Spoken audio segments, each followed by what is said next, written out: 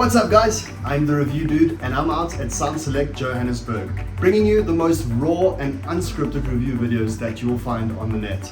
Today we're going to have a look at the Pioneer DJ FLX-10. Let's get into it.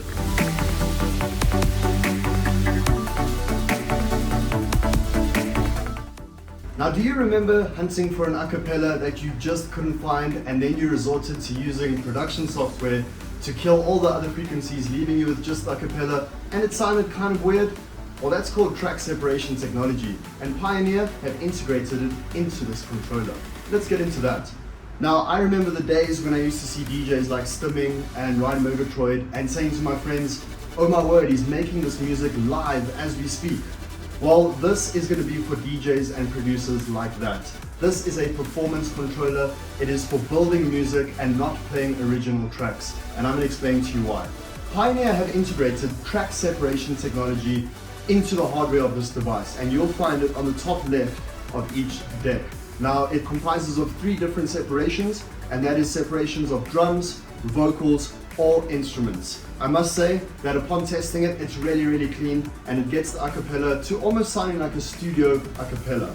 This controller only works off laptop and has 2 USB Type-C inputs at the back, enabling you to play off 2 different laptops, which is cool if one DJ is taking over from another, or if one DJ were to be playing off of 2 laptops. It then also has on each channel a line input. That means that you can plug in 4 external devices onto this controller. The jog wheels are standard size, which I find really cool. I hate those small little decks, and I'm sure there's a lot of DJs that hate those decks too. Hate is a strong word, but just really dislike those decks. And in the middle of each deck, you get a LCD display. It is the only LCD displays on this controller. Of course, most of your information is going to be on the laptop that you're playing off of. These LCD screens in the middle of each deck are fully customizable. You can either show all of your track information, or the album art, or even your DJ logo. The FLX10 is definitely flexing with a mag file fader. For all of the scratch DJs, you're going to love that. Now, on such a creative controller, you are bound to see the 8 performance pads, which have a whole bunch of features. You could add samples, you could use it as hot cues, loops, anything that you want. Next to the performance pad, we see a pitch slider, and this pitch slider is just like any other pitch slider that you would see on a Pioneer product, except again, and just like the Pioneer Opus Quad, there's no physical drop for you to feel when the crossfader is at 0. So again, you would have to have a look at your screen and make sure that your pitch is on 0.0 in order for you to mix your next track. We then have a look at the mixer, and it is just your standard 4-channel mixer with a couple of little upgrades. On the top left, we have the microphone 2-band equalizer, and you are able to plug in 2 microphones into this controller. Below that, we see 6 color effects. Pioneer have now added 2, so there's not 4 anymore. And then of course your color effects knob on each channel. Now, right next to the color effects knobs, you'll see a circular now design, 3 buttons, vocal, drums, and instruments. And this is again referring back to the track separation technology. We have seen this before. Basically, this enables you to either apply an effect to the vocal of a track, or apply the effect of the drums of the track, or apply the effect of the instruments on the track. We've seen that before, except now it's in a circular design, which I think is quite cool. It looks good, it feels kind of newish. Below that, we have all the selection of effects, and Pioneer have added 2 new effects, namely the stretch effect and of course the Mobius effect. I personally like the Mobius effect.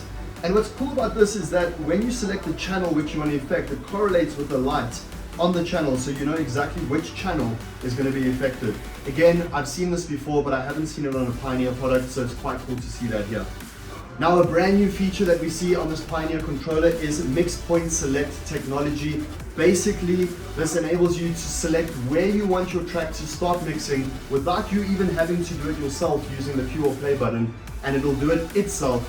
And that is to relieve stress of a DJ that has to mix a track and focus more on what he's going to be doing to the track. Because remember, we said that this controller is not really for DJs that are going to be playing original tracks. You're going to see DJs that are going to be playing around with acapellas, reprises, and instrumentals. Now, this mix point technology enables you to set where you want the mix to start without even having to mix it yourself, and then you can focus more on the acapellas that you're mixing in, or track alteration that you might be busy with.